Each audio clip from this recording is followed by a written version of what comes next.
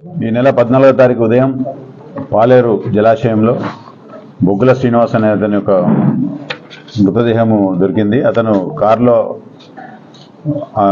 పాలేరు కెనాల్లో పడుతుండగా అక్కడ చేపలు పట్టే వాళ్ళు చూసి ఇమీడియట్ పోయి ఆ కారులోంచి బాడీని బయటికి తీసిండ్రు. తర్వాత కారును కూడా బయటికి తీసిండ్రు. తర్వాత అతన్ని బొగ్గుల శ్రీనివాస్గా ఐడెంటిఫై చేయడం జరిగింది.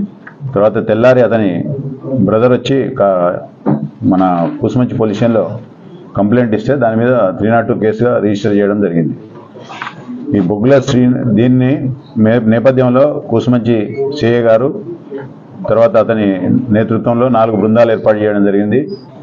ఎస్ఐ కూసుమంచి, ఎస్ఐ తిరుమలపాలెం జగదీష్, దివ్య, తర్వాత సంతోష్, ఈ నలుగురితో 4 టీమ్స్ దర్యాప్తు బృందాలు చేసి దర్యాప్తు చేపట్టగా దీంట్లో మనకు ఇతనితో పాటు సిల్వర్ జూబ్లీ, బొగ్గుల శ్రీనివాస్ది సిల్వర్ జూబ్లీ కాలేజు కర్నూలు జిల్లా, అక్కడనే ఇతనితో పాటు చదువుకున్నటువంటి వేణుమాధవరెడ్డి అని చెప్పి తన జూనియర్ సేమ్ కాలేజీలో చదువుకున్నారు. వీళ్ళిద్దరు కూడా బిజినెస్ పార్ట్నర్స్. అంటే ఇతని బొగ్గుల శ్రీనివాస్ ఒకటి బొగ్గుల బీబీక్యూ అనే ఒక ఫర్మ్ ఓపెన్ చేయడం జరిగింది. ఆల్రెడీ వేణుమాధవరెడ్డికి మేకా ప్రాజెక్ట్స్ అని చెప్పి ఒక ఫర్మ్ ఉంది. ఇతను ఆల్రెడీ సోలార్ ప్యానల్స్ బిజినెస్ చేస్తాడు. దీంట్లో భాగంగా జిఎస్టీలో ఈ షెల్ కంపెనీ అంటే బొగ్గుల శ్రీనివాస్ ఒక షెల్ కంపెనీ ఏర్పాటు చేసిండు. దాంట్లో ఈ ట్రాన్సాక్షన్ చేసిన తర్వాత జిఎస్టీ దాదాపు ఒక 90 లక్షల రూపాయలు లాభం వచ్చింది. దానికి ఈ 90 లక్షల రూపాయల లాభాన్ని పంచుకోవడంలో అంటే బొగ్గుల శ్రీనివాస్కు ఇవ్వలేదు ఇతను.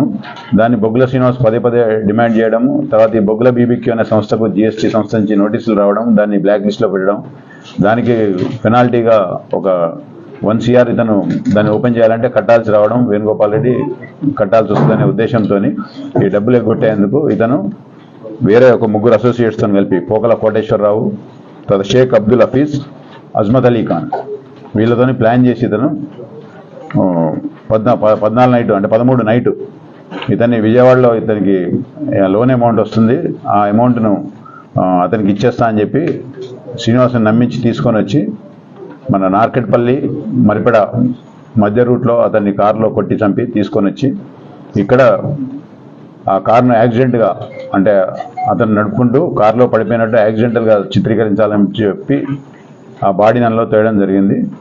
దాన్ని కూసుమంచి సిఐ గారు మా దర్యాప్తు బృందము దాన్ని సమర్థవంతంగా దర్యాప్తు చేసి 4 నేరస్తులను కూడా అరెస్ట్ చేసి రిమాండ్కు పంపనైనది. ఫర్దర్ ఇన్వెస్టిగేషన్ కూడా ఇంకా పెండింగ్ ఉంది. ఆ వెపన్స్ అన్నీ కూడా తర్వాత సీజ్ చేస్తాం.